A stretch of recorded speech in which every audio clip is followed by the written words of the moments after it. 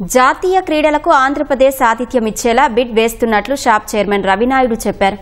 2027 పారా athletics కు విశాఖ ఆతిథ్యం ఇచ్చేలా ప్రయత్నం చేస్తున్నామని వివరించారు. VMRDAతో కలిసి విశాఖలో క్రీడా సౌకర్యాలు కల్పిస్తున్నట్లు తెలిపారు.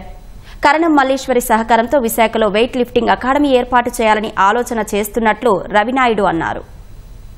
జీరో కాదు, -100 నుంచి స్పోర్ట్స్ మీద దృష్టి పెట్టాం. ఉన్న డబ్బు ఆ రోజు 119 కోట్లు ఆడుదాం అంత డబ్బు నిజంగా జిల్లాకు 10 కోట్లు ఇచ్చుంటే బెస్ట్ ఇన్ఫ్రాస్ట్రక్చర్ రెడీ అయ్యి వాళ్ళు అలా కేటాయించారు, రాజకీయంగా వాడుకున్నారు. మేము ఆ పరిస్థితుల్లో లేము. 2029 నేషనల్ గేమ్స్కి మనం బిడ్డుకి వెళ్తున్నాం.